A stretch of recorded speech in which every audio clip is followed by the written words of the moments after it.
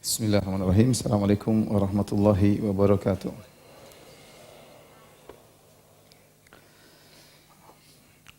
Innal hamdalillah nahmaduhu wa nasta'inuhu wa nastaghfiruhu wa natubu ilaihi wa na'udzu billahi min shururi anfusina wa sayyiati a'malina. May yahdihillahu fala mudilla lahu wa may yudlil fala hadiyalah. Wa asyhadu an la ilaha illallah wahdahu la syarika lah wa asyhadu anna Muhammadan abduhu wa rasuluhu la nabiyya ba'dah. Ya ayyuhalladzina amanu taqullaha haqqa tuqatih wa la tamutunna illa wa antum muslimun. Fa inna asdaqal hadithi kitabullah wa khairal huda huda Muhammadin sallallahu alaihi wasallam. Syarrul umuri muhdatsatuha wa kullu muhdatsatin bid'ah wa kullu bid'atin dhalalah wa kullu dhalalatin finnar. Hadirin hadirat yang dirahmati Allah Subhanahu wa taala, kita lanjutkan bahasan kita dari syarah kitab tauhid dan kita masih pada bab majaa fil kuhan wa nahwihim. Bab tentang para dukun dan yang semisalnya. Al-Imam Muhammad bin Abdul Wahhab rahimahullahu taala membawakan beberapa dalil tentang bahayanya para dukun. Di antaranya beliau berkata, rawa Muslimun fi sahihihi an ba'dhi azwajin Nabi sallallahu alaihi wasallam anin Nabi sallallahu alaihi wasallam qala, bahwasanya Al-Imam Muslim dalam sahihnya meriwayatkan dari salah seorang dari istri-istri Nabi sallallahu alaihi wasallam, di mana istri Nabi tersebut meriwayatkan dari Nabi sallallahu alaihi wasallam bahwasanya Rasulullah SAW bersabda, man ata arrafan fasa'alahu an syai'in fasaddaqahu lam tuqbal lahu salatun arba'ina yauman. Barang siapa yang datang kepada arraf, yaitu semacam dukun ya, kemudian bertanya kepadanya tentang sesuatu, lalu membenarkan ucapannya atau membenarkan sang dukun tersebut, maka tidak diterima salatnya selama 40 hari. Kemudian hadis berikutnya, wa an Abi Hurairah radhiyallahu anhu, dari sahabat Abu Hurairah radhiyallahu anhu, anin Nabi sallallahu alaihi wasallam, dari Nabi sallallahu alaihi wasallam qaal, Nabi sallallahu alaihi wasallam bersabda, man ataka hinan fasaddaqahu bima yaqul, barang siapa yang datang kepada dukun dan membenarkan dukun tersebut, apa yang diucapkan dukun tersebut, faqad kafara bima unzila ala Muhammad, maka dia telah kafir terhadap apa yang diturunkan kepada Muhammad sallallahu alaihi wasallam. Rawahu Abu Dawud. Walil arba'ati wal hakim wa qala sahihun ala syartihima anin Nabi sallallahu alaihi wasallam, man ata arrafan aw kahinan fasaddaqa bima yaqul faqad kafara bima unzila ala Muhammad.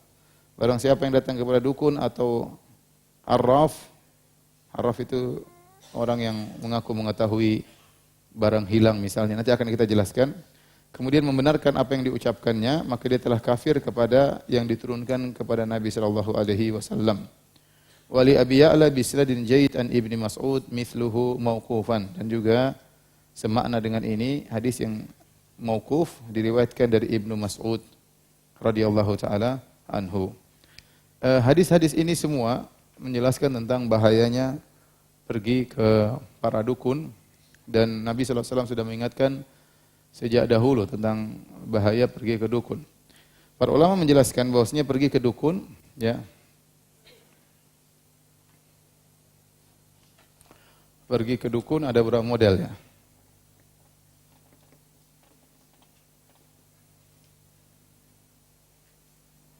Ada beberapa bentuk.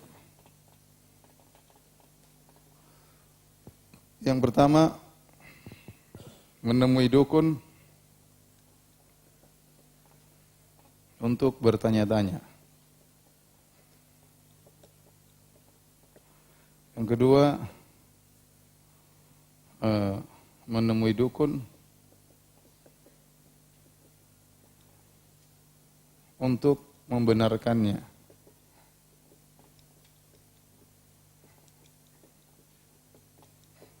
Yang ketiga, menemui dukun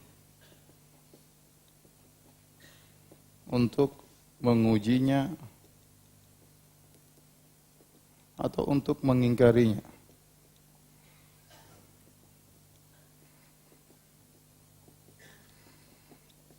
Atau untuk mengungkap kebohongannya.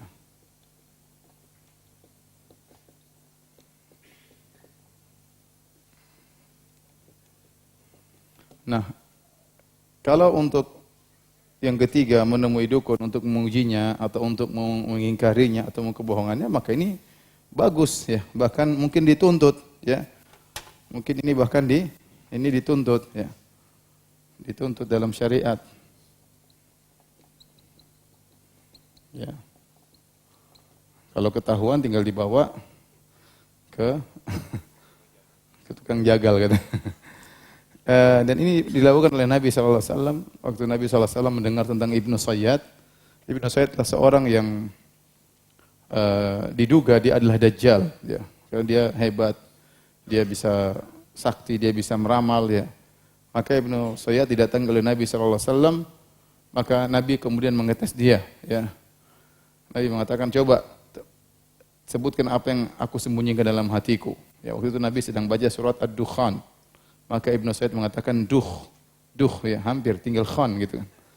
Ya, dia artinya dia hebat ya, sampai dia bisa menebak isi hati Nabi, tapi dia menebak sebagian. Kata Nabi SAW, ikhsa ya, falan ta'du wa qadrak. Ya, hinalah engkau, aku tidak akan bisa melampaui kemampuanmu cuma segitu ya. Tetapi ini Nabi ingin menunjukkan bahwasanya dia adalah seorang apa? Dukun ya. Buktinya dia mulai menebak-nebak isi hati Nabi SAW. Yang pertama, menemui dukun untuk bertanya-tanya. Hanya pingin apa? Pingin tahu, ya. Pingin tahu, benar enggak? Ingin tahu aja, iseng ya. Ini enggak boleh, ini hukumnya haram. Dukun enggak usah didatangi untuk ditanya-tanya. Ya. Yang kedua, menemui dukun untuk membenarkannya. Ya, maka ini yang bahaya. Ya. Ini ada khilaf. Ya, kafir atau tidak. Khilaf di kalangan para ulama ya. Taib, inilah kira-kira beberapa model hukum pergi ke dukun ya. Taib, sekarang kalau seorang datang ke dukun untuk membenarkannya, saya katakan tadi ada khilaf. Di sini secara umum ada 3 pendapat ya. Ada yang mengatakan kafir, murtad, keluar dari Islam. Yang kedua, tawakuf. Tawakuf itu tidak tahu, pokoknya Nabi bilang kafir. Apakah dia kafir kecil atau kafir besar? Tawakuf itu apa? Abstain ya, bahasa apa? Ya enggak tahulah apa kira-kira. Yang jelas Nabi mengatakan apa? Ini berdiam diri, saya tidak tahu apakah itu kafir besar atau kafir kecil. Pendapat ketiga dikatakan yaitu kufrun asghar, yaitu kufur kecil.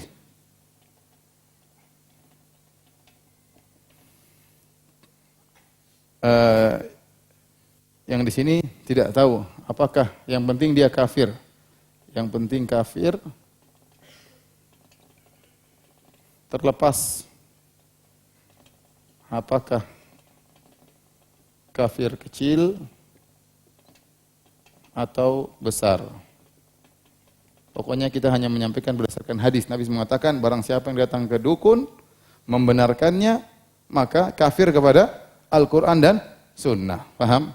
Karena Nabi SAW mengatakan dari hadis Abu Hurairah tadi, man ataka hinan aw arrafan fasaddaqa bima yaqul faqad kafara bima unzila ala Muhammad. Barang siapa yang datang kepada dukun membenarkan perkataannya, maka dia telah kufur kepada apa yang diturunkan kepada Muhammad, yaitu kufur kepada Al-Quran dan kufur kepada sunnah Nabi SAW. Pendapat yang ini dipilih oleh Syekh Utsaimin rahimahullah ta'ala. Syekh Utsaimin, Lajnah Daimah, Ibn Baz rahimahullah ta'ala, mereka mengatakan orang yang membenarkan dukun kafir murtad. Kenapa? Karena dalam Al-Quran mengatakan qul la ya'lamu man fis samawati wal ardil ghaiba illallah. Katakanlah, semua yang di langit dan di bumi tidak ada yang tahu tentang hal gaib kecuali siapa? Allah. Ya. Berarti kalau orang datang ke dukun, membenarkan perkataan dukun, seakan-akan dia mengatakan dukun tahu tentang gaib, tentang masa depan. Berarti dia telah mendustakan apa? Al-Quran. Dan kita tahu hukum mendustakan Al-Quran adalah kekufuran. Saya ulangi, kenapa pendapat pertama mengatakan orang yang pergi ke dukun kafir, murtad, keluar dari Islam? Karena dia telah mendustakan apa? Karena telah mendustakan firman Allah Subhanahu wa taala.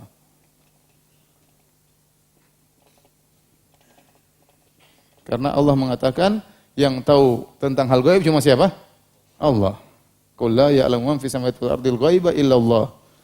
Qul la ya'lamu man fis samawati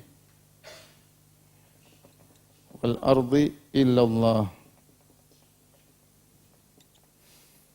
Tidak ada yang tahu di langit maupun di bumi, tidak ada yang tahu hal gaib kecuali siapa? Allah. Ini dia mengatakan dukun tahu, berarti dia kafir karena mendustakan apa? Al-Qur'an. Pendapat yang kedua mengatakan kufur tersebut kufur kecil. Tadi ini pendapat Syekh Utsaimin, Syekh bin Baz, Lajnah Daimah, ya. Pendapat yang kedua mengatakan kufur tersebutlah kufur asghar, kufur kecil. Kufur kecil artinya dosanya besar tapi tidak keluar dari Islam. Dosanya besar tapi tidak keluar dari Islam. Kenapa? Karena dalam riwayat yang sedang kita baca tadi, man atakahinan aw arrafan fasaddaqa bima yaqul lam tuqbal salatuhu arba'ina yauman. Tadi kata Nabi sallallahu alaihi wasallam, ya, lam tuqbal salatuhu arba'ina yauman. Tidak diterima salatnya 40 hari.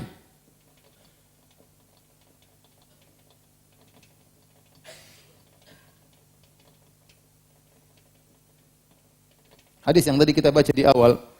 Nah, tatkala Nabi mengatakan tidak diterima salatnya 40 hari, berarti dia masih disuruh salat dong. Tetapi salatnya tidak diterima selama 40 hari. Ya, kata para ulama seperti itu, lam tuqbal salatu arba'ina yauman, maka salatnya itu sah namun tidak berpahala. Salatnya sah namun tidak berpahala. Seperti sabda Nabi sallallahu alaihi wasallam, man syariba khamran lam tuqbal salatu arba'ina yauman. Barang siapa yang minum khamar selama 40 hari salatnya tidak diterima. Tapi dia salat atau tidak? Salat. Dia salat, wajib salat 5 waktu, tapi salat tidak diterima. Seandainya kalau kafir maka tidak perlu diucapkan demikian. Tatkala Nabi mengatakan tidak diterima salatnya 40 hari menunjukkan dia tetap wajib salat. Berarti dia belum kafir. Kalau kafir enggak perlu salat lagi, dipenggal kepalanya, paham? Ini menunjukkan dia masih wajib salat, menunjukkan bahwasanya kufurnya kufur asghar. Ulama yang mengatakan kafir akbar, mereka mengkritiki karena hadis ini lafal seperti ini, ya. Jadi adalah hadis man atakahinan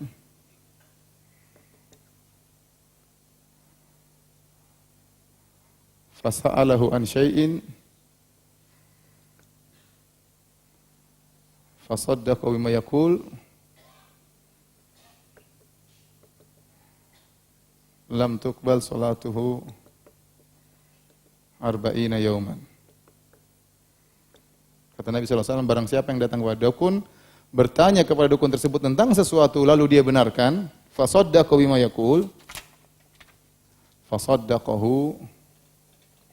Lafal ini fasaddaqahu, dia benarkan,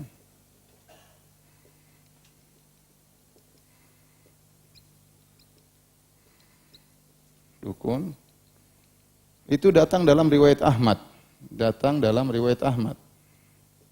dalam Musnad Imam Ahmad, Musnad Imam Ahmad.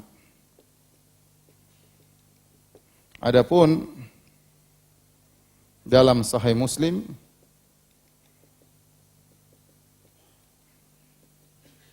tanpa lafal tersebut, tanpa lafal dia membenarkan dukun.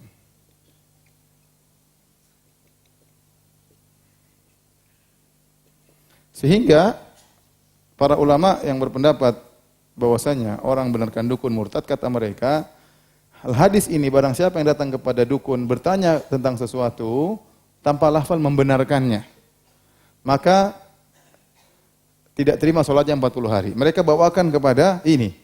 Orang cuma datang ke dukun tanya-tanya pengen tahu, tanpa membenarkan sudah tidak diterima salatnya 40 hari. Apalagi kalau membenarkan. Membenarkan kafir. Membenarkan kafir. Baik, mana yang lebih kuat? Pendapat yang pertama atau yang kedua atau yang ketiga? Antum mengerti enggak khilafnya? Ngerti enggak? Saya ulangi. Ini khilaf tentang orang yang ke dukun, bertanya pada dukun, membenarkan perkataan dukun. Ada 3 pendapat. Pertama mengatakan apa? Kafir. Yang kedua mengatakan kafir apa? Kecil. Yang ketiga mengatakan kafir, enggak urusan kecil besar, yang pokoknya apa? Kafir. Mana yang lebih kuat pendapatnya? Antum suka mengkafir-kafirkan. Yang pertama lebih kuat katanya. Allah alam bisawab. Ini pun datang riwayat Imam Ahmad juga sanadnya sahih. Yang jadi masalah dalam Sahih Muslim tanpa lafal fasaddaqahu, dalam riwayat Imam Ahmad dengan lafal fasaddaqahu, tapi dua-duanya sahih ya. Mengatakan riwayat Imam Ahmad syadz susah ya. Tambahan tapi tambahan dari perawi yang thiqah. Jadi agak repot ya.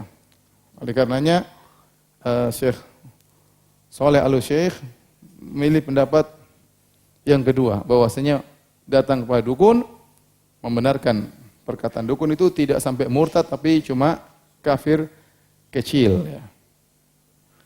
Apa dalilnya? Dalilnya tadi karena dalam riwayat tidak diterima salatnya. Berarti menunjukkan dia masih muslim, dia masih salat.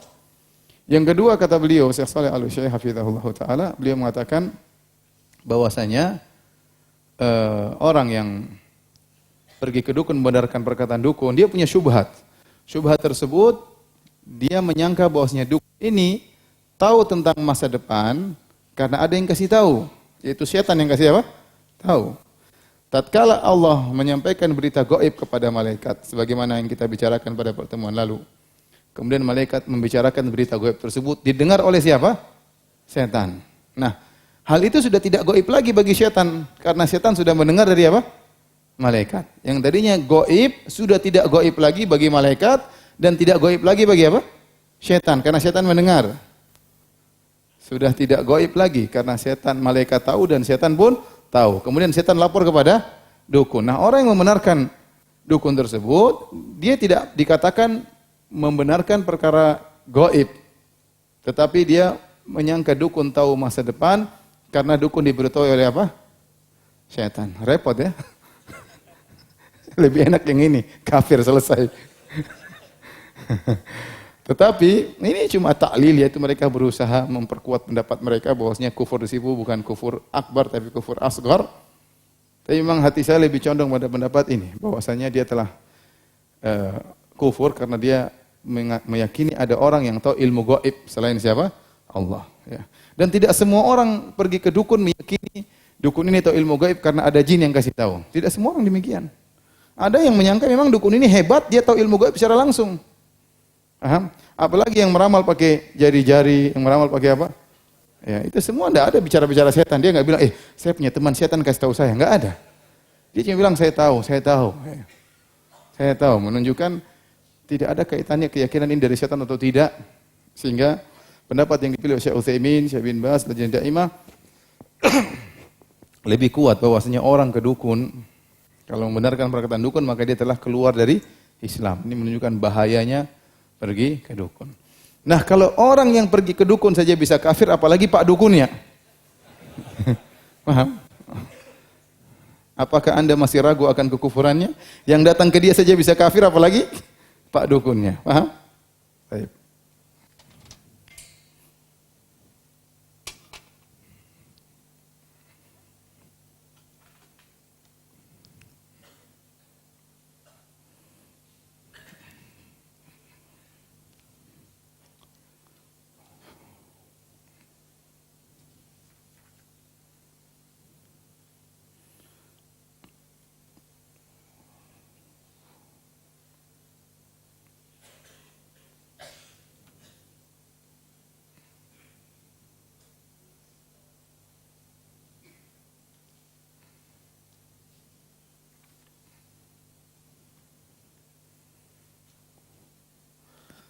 Baik, kita lanjutkan ya. Hadis berikutnya, wa an Imran bin Husain radhiyallahu anhu marfu'an. Dari sahabat Imran bin Husain yang dia meriwayatkan dari Nabi secara marfu'. Rasulullah SAW bersabda, "Laisa minna man tatayyara aw tutuyyira lahu." Bukan dari kami orang yang melakukan tatayyur. Insyaallah akan datang penjelasannya secara sederhana, yaitu mengkait-kaitkan nasib sial mengkait-kaitkan nasib sial dengan apa yang dilihat, apa yang didengar, dengan hewan tertentu, dengan hari tertentu, dengan angka tertentu, ya, dengan bintang tertentu, ya. Atau autotuyiralahu, atau ada yang membuat dia menyatakan kamu sial kalau kamu begini, ya. Kata Nabi, itu bukan dari kami, orang yang seperti ini. Apakah dia yang bertatoyur langsung atau ditatoyurkan? Maka kalau dia percaya ini semua, maka ini bukan dari kami, kata Nabi SAW. Au takahhana au tukuhina lahu. Atau dia membuat praktek perdukunan, ya. Dia merabal tentang masa depan, atau dia diramalkan, artinya dia pergi ke dukun. Ini bukan dari golongan kami, ini ancaman keras. Bukan dari golongan kami, orang yang mengkaitkan nasib sial dengan hewan, dengan benda, dengan nomor tertentu, atau diramalkan nasib sialnya. Bukan dari kami orang yang praktek perdukunan atau orang yang pergi ke dukun untuk dipraktekkan perdukunan. Au sahara au suhira lahu. Bukan dari golongan kami orang yang melakukan praktek sihir atau dia minta penyihir untuk menyihir untuknya. Ya. Seperti dia jengkel sama orang, dia tidak bisa lawan orang tersebut, dia datang ke Pak Dukun atau nenek sihir atau kakek sihir, tolong sihir orang tersebut, ya. Maka ini bukan dari golongan kami. Kemudian kata Nabi, wa man atakahinan fasaddaqahu bima yaqul, barang siapa yang datang kepada dukun dan membenarkan perkataannya, faqad kafara bima unzila ala Muhammad, maka sungguh telah kafir kepada apa yang diturunkan kepada Muhammad, itu kafir kepada Al-Qur'an dan sunnah Nabi sallallahu alaihi wasallam. Rawahul Bazzar bi isnadin jayyid, diriwayatkan Imam Al-Bazzar, ya, dengan sanad yang baik. Wa rawahu Tabrani fil Awsat bi isnadin hasan. Dan ada hadis yang lain diriwayatkan oleh Tabrani dalam Al-Mu'jam Al-Awsat dengan sanad yang hasan min hadithi Ibni Abbasin, dari hadis Ibnu Abbas, duna qaulihi, tanpa sabda Nabi wa man atakahinan ila akhirih, tanpa lafal barang siapa yang datang ke dukun dan selanjutnya. Intinya hadis ini hadis yang menceritakan tentang bahayanya orang yang ke dukun atau minta untuk didukunkan, orang yang menyihir dan minta untuk melakukan praktek sihir untuk dia, dan bahayanya orang yang pergi ke dukun dan benarkan perkataan sang dukun. Tapi kalau ada orang pergi ke penyihir atau ke dukun dan dia tidak tahu orang ini dukun, dia tidak tahu orang ini dukun.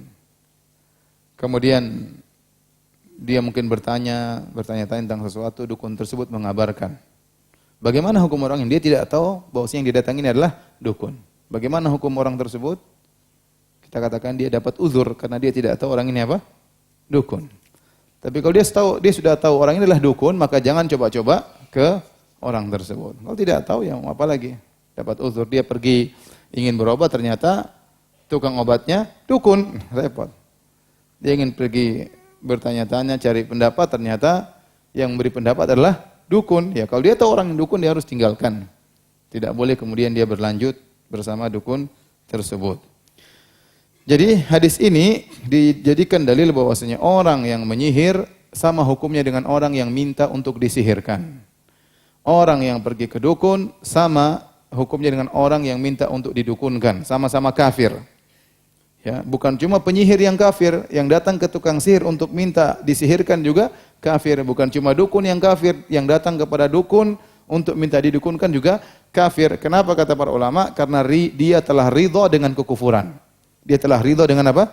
Kekufuran. Orang yang ridha dengan kekufuran, dia telah terjerumus dalam apa? Kekufuran. Dia menganggap kekufuran tersebut benar, ya. Dia menganggap kekufuran tersebut adalah hak, maka dia juga telah terjerumus dalam kekufuran. Maka hati-hati ikhwan. Ya. Jangan sampai terjerumus dalam perkataan orang-orang liberal. Kita hidup cuma sekali, jangan spekulasi. Kemudian kita mengatakan, oh ini juga benar. Kamu jangan menganggap agama lain salah, ya. Kau masuk surga, mereka juga masuk apa? Surga, ya. Tidak banyak jalan menuju Roma, ya. Banyak jalan menuju apa? Surga, bisa lewat Islam, bisa lewat agama yang lain. Ini berarti dia ridho dengan kesyirikan-kesyirikan tersebut, dan ini kekufuran. Meskipun dia tidak melakukannya. Ya. Yang datang ke tukang sihir, dia tidak praktek sihir, yang praktek sihir nenek sihir atau kakek sihir itu. Tapi dia ridho, bahkan dia mendukung penyihir tersebut, maka dia dihukumi juga kafir oleh para ulama berdasarkan hadis ini. Taib, kita lanjutkan. Qala al-Baghawi, ya. Al-Imam al-Baghawi, ma'ruf yang punya kitab tafsir al-Baghawi, ya. Yang punya kitab Syarh Sunnah al-Baghawi, beliau berkata, Al-Arraf alladhi yadda'i ma'rifatal umuri bimuqaddimatin yastadillu biha 'alal masruq wa makanid dhalati wa nahwi dzalik. Al-Arraf, sekarang Nabi mengatakan man ata kahinan aw arrafan. Barang siapa yang datang kepada dukun atau arraf. Kahin kita tahu maknanya dukun. Arraf apa maknanya? Ada khilaf para ulama apa makna arraf, karena Nabi mengatakan dukun atau arraf. Berarti dukun lain, arraf itu lain. Apa arraf?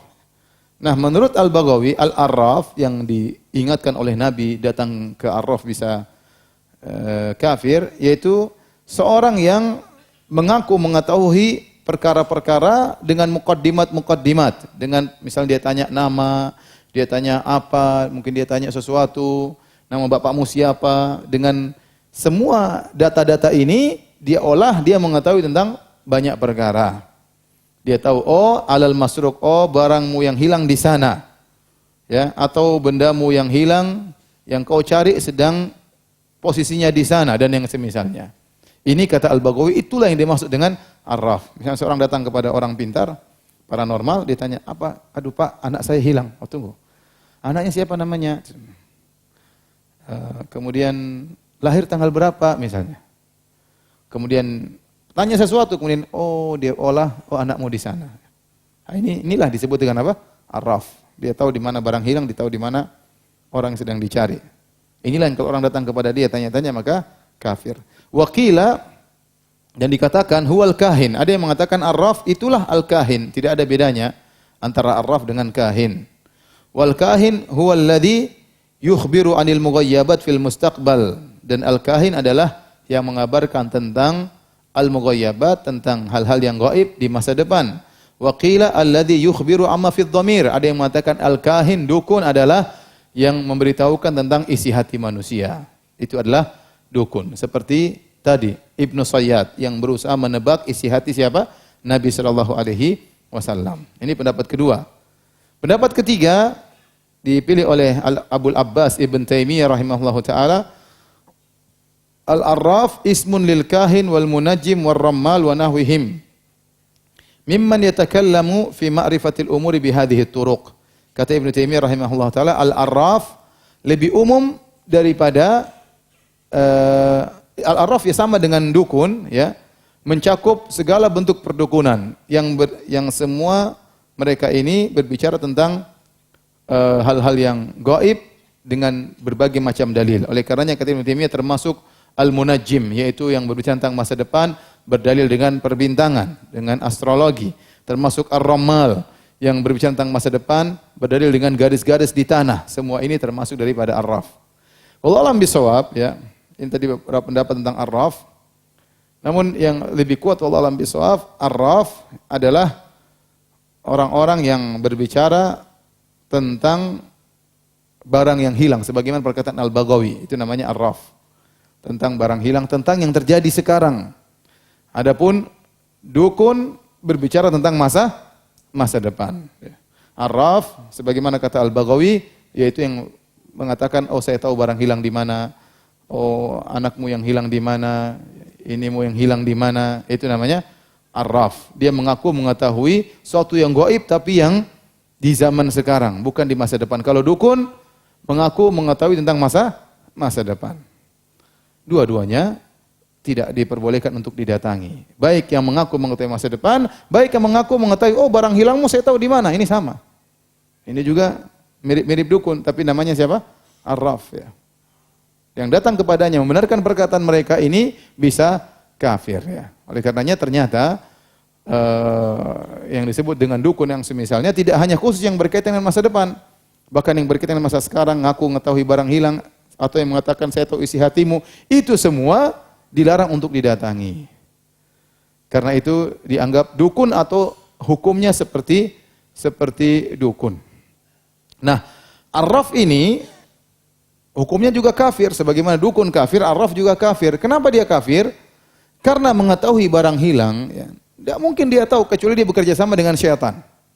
Ya, dari mana ente tahu? Tahu ente hilang, misalnya hilang pena, taruh lupa di mana, bingung, pergi ke dukun. Pak dukun, pena saya hilang. Oh, saya tahu penamu di mana. Oh, penamu ada di tasmu misalnya. Dibuka, oh iya ada ya pena. Dari mana dia tahu coba? Dari mana dia tahu? Nggak mungkin dia tahu kecuali dia punya teman jin, kecuali dia bekerja sama dengan syaitan. Maka dari sisi inilah maka arraf dikatakan kafir karena dia bekerja sama dengan syaitan. Makanya Allah berfirman, hal unabbiukum ala man tanazzalu syayatin. Tanazzalu ala kulli affakin athim. Maukah aku kabarkan kepada kalian tentang kepada siapa setan turun, setan-setan turun, punya teman-teman di antara manusia, yaitu tanazzalu ala kulli affakin athim. Setan-setan turun untuk bertemu dengan teman-temannya, sang pendusta dan sang pendosa. Maksudnya dukun atau penyihir atau paranormal atau para tidak normal. Ini semua teman-temannya setan, dan yang bekerja sama dengan setan maka hukumnya apa? Kafir. Nah, kalau antum tahu ada orang ngaku-ngaku tahu tentang masa depan, tahu barang hilang di mana, itulah dukun yang disebut oleh Nabi SAW. Itulah arraf, itulah para tidak normal yang telah diingatkan oleh Nabi SAW. Jangan sekali-sekali antum ke sana, karena bisa jadi iman antum hilang.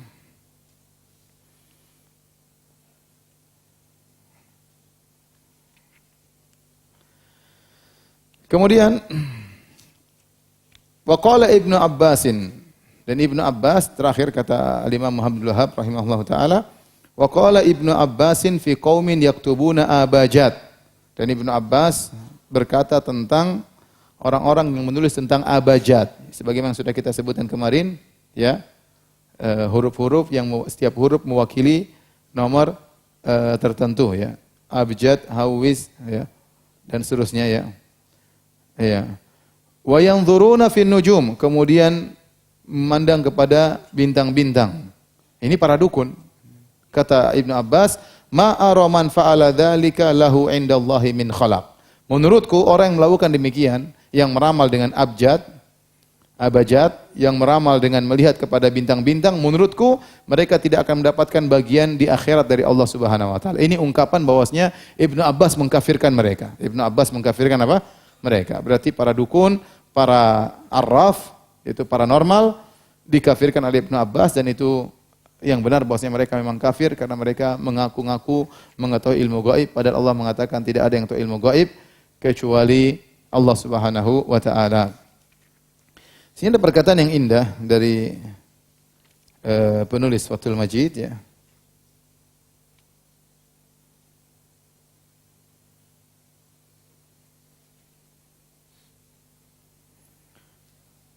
Mereka berkata, dia berkata, penulis Fathul Majid, ya, Abdurrahman bin Hasan kalau tidak salah namanya, ya, Abdurrahman bin Hasan bin Muhammad bin Abdul Wahab, cucunya Syekh Abdul Wahab, yang menulis tentang Fathul Majid, karya syarah dari kitab tauhid. Beliau berkata, walihada qala Nabi sallallahu alaihi wasallam fi wasfil kuhan, oleh karenanya Nabi berbicara tentang sifat-sifat para dukun. Fayakdzibuna ma'aha mi'ata kadzbah. Dukun-dukun itu kalau sudah dapat berita dari syaitan, mereka tambah dengan 100 kedustaan. Fabayyana annahum yusaddaquna marrah. Maka Nabi jelaskan, atau yasduquna marrah. Nabi menjelaskan bahwasanya para dukun tersebut terkadang benar sesekali. Wa yakdzibuna mi'ah, namun mereka berdusta 100 kedustaan. Wa hakadha halu man salaka sabilal kuhan. Demikian juga orang-orang yang menempuh jalan para dukun. Mimman yadda'il wilayah wal ilm bima fi dhamairin nas. Sebagian orang yang ngaku-ngaku dia adalah wali. Dia adalah wali, kemudian yang ngaku-ngaku dia punya ilmu, kemudian dia ngaku-ngaku tahu isi hati manusia. Ya. Dia ngaku dia wali. Ma'anna nafsa da'wih dalil ala kadhibihi. Padahal pengakuan dia mengetahui isi hati manusia, itulah kedustaan. Itulah kedustaan. Orang menjadikan itu sebagai dia tahu isi hati orang, berarti dia adalah wali. Justru orang yang aku tahu isi hati orang, itulah apa? Dukun. Wali tapi wali syaitan. Ya. Wali murid atau wali syaitan. Bukan waliullah, ya bukan. Lianna fi da'wahu al-wilayah tazkiyatun nafs al-manhi anha. Dia ngaku-ngaku sebagai wali itu sudah kesalahan. Ngaku-ngaku diri sebagai wali itu sudah kesalahan. Karena dia telah merekomendasi dirinya sendiri, padahal Allah berfirman, "Fala tuzakku anfusakum." Janganlah kalian merekomendasi diri kalian, merasa diri kalian, saya ini wali, saya ini orang saleh. Wa a'lamu biman ittaqa. Allah yang lebih tahu tentang siapa yang bertakwa. Wa laisa hadza min sya'nil auliya. Bukanlah sifat-sifat para wali ngaku-ngaku sebagai wali. Saya ulangi. Bukan sifat para wali ngaku-ngaku diri sebagai wali. Fa inna sya'nahum al-izra'u ala nufusim wa aibihim laha. Adapun sifat-sifat para wali, mereka menganggap diri mereka rendah. Mereka tidak mengangkat diri mereka. Itu bukan ciri wali. Kalau orang selalu memuji dirinya, merekomendasi dirinya, menghebat-hebatkan dirinya, maka itu bukan ciri wali.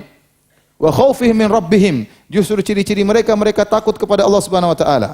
Fa kaifa ya'tuna an-nas wa yaquluna i'rifu annana awliya. Bagaimana kemudian ada orang-orang datang kepada manusia, tahuilah saya ini wali. Ini bukan wali seperti ini. Kalau ada ngaku sebagai wali, maka dia bukan wali.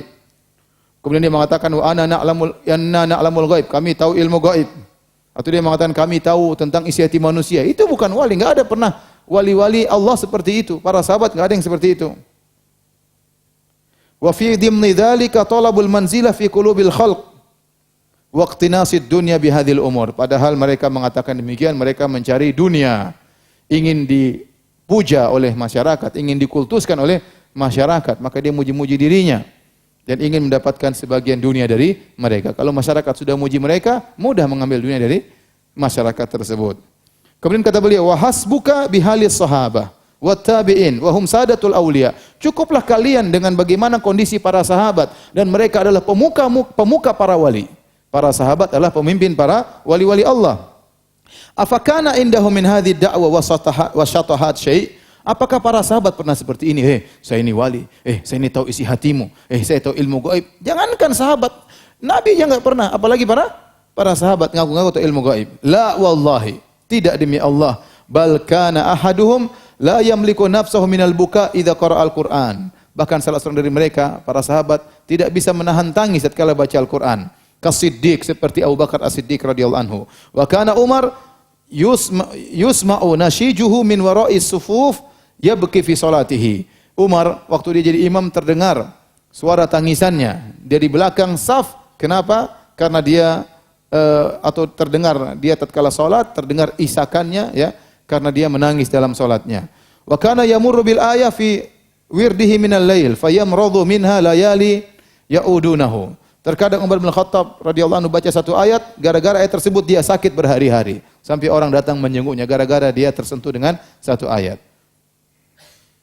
Wa kana Tamim ad-Dari yataqallabu ala firashihi wa la yastati'u an-nawm illa qalilan khaufan minan nar. Tamim ad-Dari, sahabat radhiyallahu anhu, dia bolak-balik di atas tempat tidurnya, tidak bisa tidur, takut kalau tidur masuk neraka jahanam. Tsumma yaqumu ila salat, kemudian dia bangun salat malam. Demikianlah ya sifat-sifat para wali. Wa yakfika fi sifatil auliya ma dzakarahu Allah taala fi sifatin fi suratir Ra'd wal mu'minin wal furqan wadz-dzariyat wat tur. Bacalah sifat-sifat para wali yang Allah sebutkan dalam surat Ar-Ra'd, dalam surat Al-Mu'minun, dalam surat Al-Furqan, dalam surat Adz-Dzariyat. Tidak ada yang sombong ya, seperti wa ibadur rahmanil ladzina ya yamshuna 'alal ardi hauna. Para hamba-hamba Ar-Rahman, wali-wali Allah, kalau mereka berjalan dengan penuh tawadhu, bukan sombong, bukan gaya ya. Bukan merasa tinggi. Sifat-sifat para aulia seperti itu. Kemudian sekarang datang orang ngaku sebagai wali, sombong, ngaku tahu ilmu gaib, ngaku ini, mulut kotor dirinya sebagai wali. Lebih parah daripada itu, orang gila dianggap sebagai apa? Wali. Enggak tahu yang gila, yang wali gila itu atau yang menganggap dia wali. Mana yang lebih gila? Wallahu alam. Apakah yang si gila wali tersebut atau yang menganggap orang gila sebagai wali? Dua-duanya cukup kegilaan, cuma yang lebih gila mana? Wallahu alam.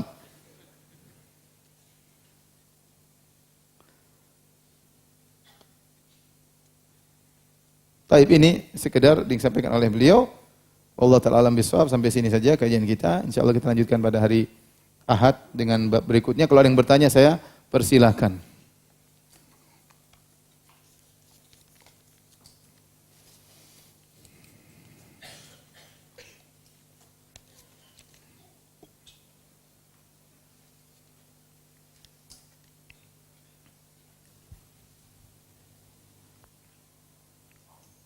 Ustadz, ada yang memahami suara halilintar adalah cemeti malaikat kepada jin yang sedang curi berita. Ini harus butuh dalil ya.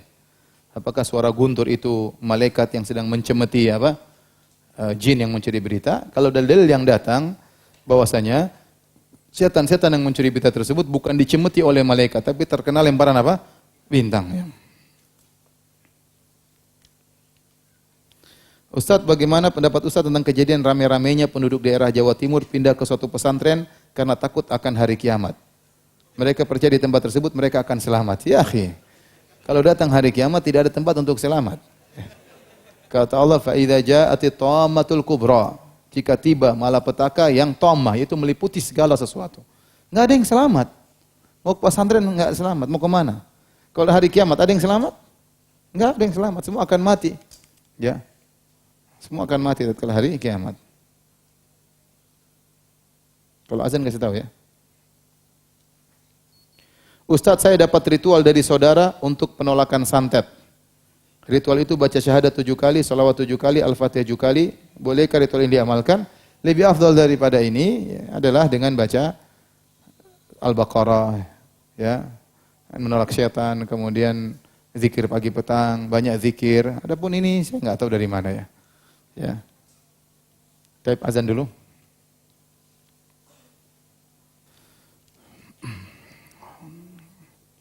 Ustadz, bolehkah pura-pura bahagia? Dengar dulu, ini penderitaan. Karena saya sudah menikah cukup lama, namun tidak merasakan kebahagiaan. Ini suami ya. Apakah saya kufur nikmat? Saya tidak ada rasa cinta dengan istri. Dan lebih parahnya lagi hasrat saya terhadap istri hilang. Dulu sebelum menikah istri saya cantik pakai kerudung. Namun setelah menikah ternyata zong, apa yang itu? Zong itu apa? Hah? Kosong. Oh. Ini bahasa milenial ya. Karena dulu saya tidak nazar. Salah sendiri. Pernah waktu itu ingin saya ceraikan, namun saya kasihan karena dia sangat mencintai saya. Mau nasihatnya Ustaz? Sabarlah. Insyaallah antum dapat pahala banyak ya. Tapi tidak menutup kemungkinan antum boleh nikah lagi ya. Kalau memang antum tidak mendapat kebahagiaan, tidak tertutup jalan ya. Ini antara kesalahan. Orang mau menikah, nazar dulu ya.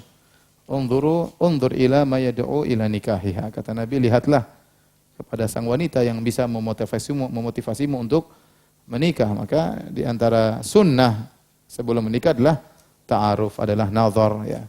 Bahkan boleh melihat wajahnya, boleh melihat rambutnya, boleh melihat tangannya, betisnya, diperbolehkan ya.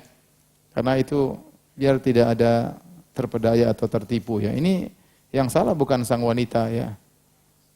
Tapi dia sendiri, kenapa tidak nazar ya. Seharusnya begitu awal dia tidak suka, kalau dia mau cerai, tapi sudah begini, mungkin sudah punya anak. Kalau dia ceraikan tahun ini siapa yang mau nikahi lagi ya. Saya anjurkan dia bersabar ya. Tidak apa-apa dia menyenangkan hati istrinya tersebut. Dan tidak mengapa dia menikah lagi kalau memang kondisinya seperti ini. Tetap dia berusaha adil dan biar dia tidak sampai terjerumus dalam kemaksiatan. Bagaimana dengan dukun palsu? Apakah termasuk dukun asli dan kafir pula? Enggak. Dukun palsu ya. Repot. Jadi ada orang, saya diceritain sama kawan, ada orang dia pura-pura jadi dukun. Setiap musim pilkada, maka dia datang kepada 2 calon misalnya di kota tersebut. Dia datang, dia bilang, Pak, Bapak taruh uang sama saya 2 miliar. Kalau Bapak menang, saya akan menangkan Bapak. Kalau Bapak kalah, saya kembalikan 2 miliar 400 juta. Bunga. Cuma waktu seminggu, pokoknya kalau Bapak kalah, saya kasih Bapak 2 miliar 400 juta. Dia datang kepada calon A. Dia datang juga ke calon B. Dia bilang, Pak B, saya akan menangkan Bapak, pasti menang. Tapi Bapak 2 miliar. Kalau Bapak kalah, saya akan kembalikan 2 miliar 400 juta. Paham? Akhirnya terjadi pilkada, dia pasti untung. Dia pasti untung 1 miliar 600 juta. Siapapun yang menang dia untung. Nanti kalau si B kalah, dia bilang, aduh Pak B, susah. Si A pakai dukun Pak. Saya sudah berusaha sampai saya muntah darah. Ternyata dukunnya hebat. Ini dukun palsu tapi pinter. Karena hukumnya dia penipu ya. Makan harta orang dengan kebatilannya. Antum jangan ikut-ikut gaya dia.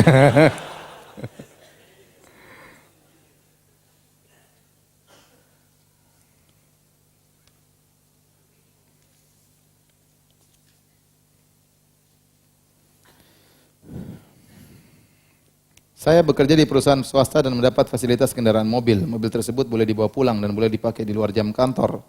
Yang mau saya tanyakan sampai batas mana saya dapat menggunakan mobil tersebut agar tidak berat pertanggungjawabannya di akhirat. Tanyakan kepada pemilik mobil, yaitu pihak kantor. Saya boleh pakai mobil ini sebatas mana aja. Karena dia yang punya mobil. Kita boleh menggunakan mobil sesuai dengan aturan sang pemilik aslinya. Kalau dia mengizinkan silakan. Selain di jam kantor boleh pakai, boleh ke pasar, boleh mana-mana, yang penting dirawat ya udah pakai aja, nggak ada masalah. Ya, tergantung apa yang disampaikan oleh pemilik mobil yang sepunya.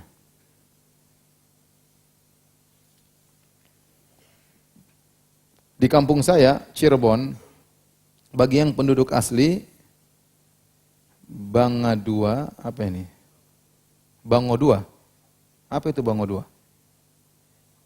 Kecamatan ya, Kecamatan Bangodua, bahwasanya tidak boleh berjualan nasi, tidak boleh menanam ketan hitam, labu hitam dan lain-lain.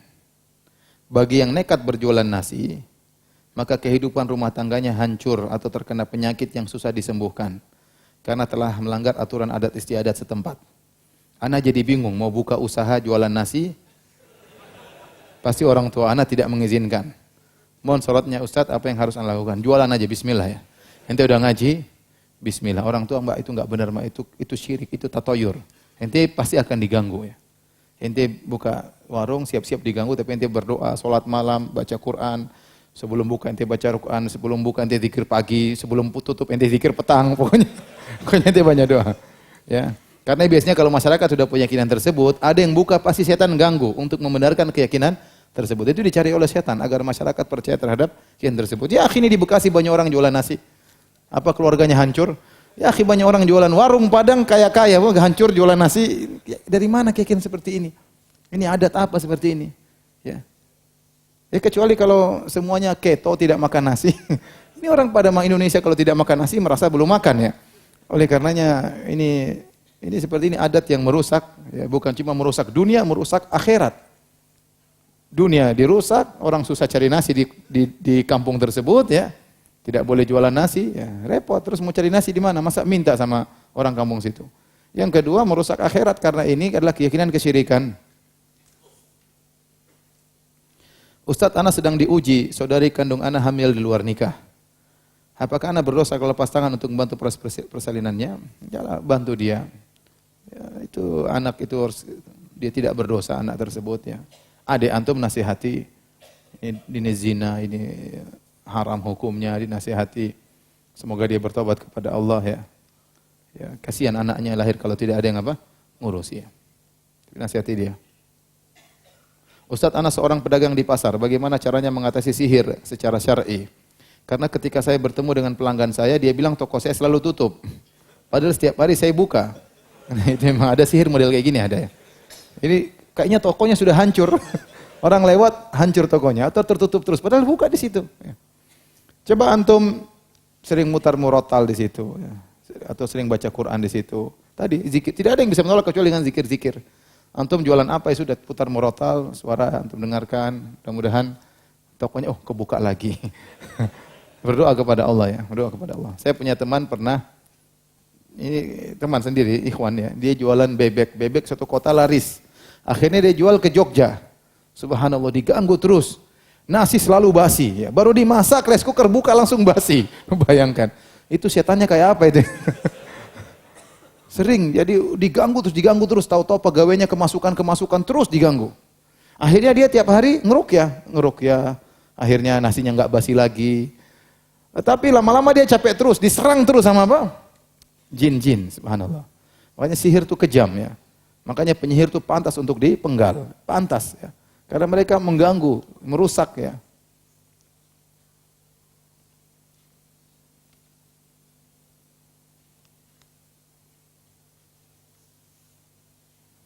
Ini tadi ya, Ustaz, apakah petir adalah suara cemeti malaikat mengusir setan? Tadi saya jawab bahwasanya tidak ya. Kalau begitu setan biasanya nyuri berita pas hujan-hujan biasanya. Enggak ya.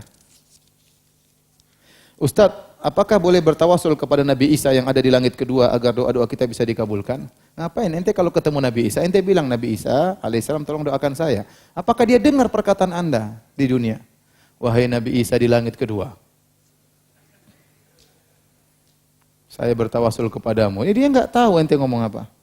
Makanya tatkala hari kiamat Allah panggil Nabi Isa, dalam Al-Quran Allah katakan, ya Isa, ya, anta qulta lin-nasi ittakhiduni wa ummi ilahaini min dunillah. Ya. Wahai Isa, apa kau pernah mengatakan kepada pengikutmu, jadikanlah aku dan ibuku sebagai dua Tuhan selain Allah? Ya. Kata Nabi Isa, subhanaka ma yakunu li an aqula ma laysa li bihi ilm. In kuntu qultuhu faqad alimtah. Ta'lamu ma fi nafsi wa la ma fi nafsik. Innaka anta alamul ghuyub. Ma qultu lahum illa ma amartani bihi. An ibudullaha rabbi wa rabbakum wa kuntu alaihim syahidan ma dumtu fihim. Falamma tawaffaitani kunta antar raqiba alaihim. Kata Nabi Isa, Maha suci Engkau ya Allah, ya. Aku tidak pernah berkata kepada pengikutku kecuali apa yang Kau perintahkan untuk aku ucapkan kepada mereka. Dan aku dulu menyaksikan mereka, aku tahu apa yang mereka lakukan waktu aku masih hidup bersama mereka. Tatkala Kau angkat aku tidak tahu apa yang mereka lakukan, Kau yang lebih tahu.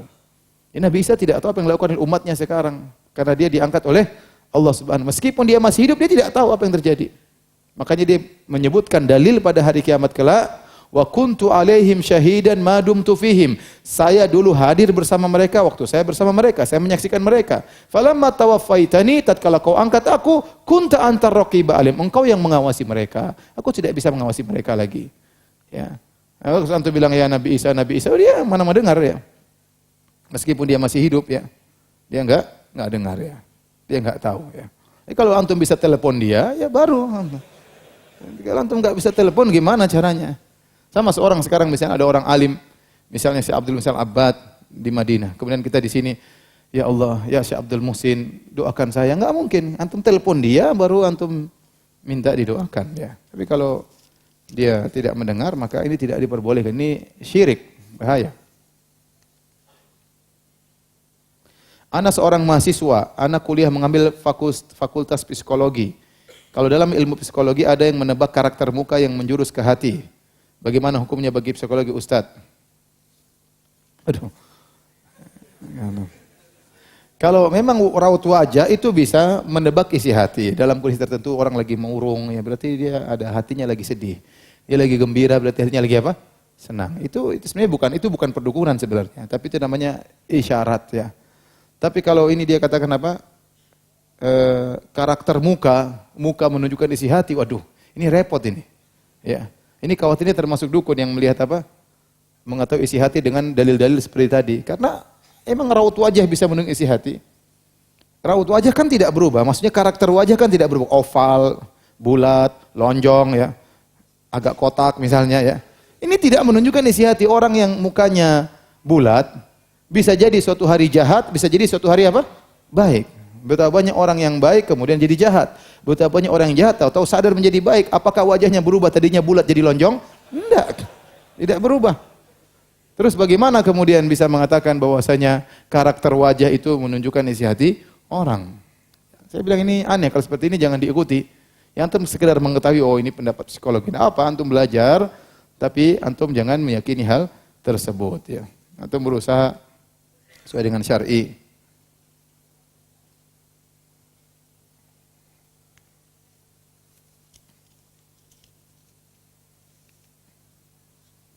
Ustaz, bagaimana hukumnya bertayamum ketika kita berada dalam perjalanan menggunakan kereta api? Kalau tidak ada air, kita boleh tayamum. Karena di dalam kereta terdapat air yang berada dalam toilet yang kita sendiri tidak tahu akan kesucian dan kebersihan tempat toilet yang tersedia. Berwudu. Kalau ada air apa? Berwudu. Kalau airnya kelihatan bersih, hukum asal air itu apa? Bersih. Kecuali kelihatan ada kotoran di situ, baru antum jangan berwudu, antum tayammum. Tapi kalau tidak ada tanda-tanda kotoran, maka hukum asal air itu apa? Bersih. Maka jangan tayammum, tapi berwudu. Ustadz, mohon nasihatnya untuk istri saya yang sangat menyukai perhiasan. Dia berdalih bahwa itu kodrat wanita. Dia benar ya? Dia benar. Benar ya? Iya. Benar. Kalau ente enggak benar. Kalau perempuan suka perhiasan itulah perempuan ya. Itulah perempuan. Memang demikian kodratnya seperti itu ya. Suka tas, suka sepatu, suka perhiasan. Apa ente memang bermasalah? Ada masalah apa begini? Ente jangan rubah kodratnya. Tapi ente bilang, sayang itu kodratmu, tapi saya enggak punya uang. Nanti kalau mas punya uang, mas akan belikan. Tapi merubah kodrat dia enggak bisa. Itu sudah dari sananya, perempuan suka apa? Perhiasan. Ente rubah, ente enggak boleh suka itu haram ente.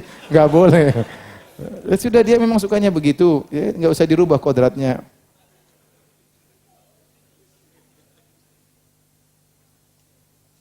Ustadz, pada zaman dahulu kala, kami tidak sholat, kami meminum alkohol, kami pergi ke dukun.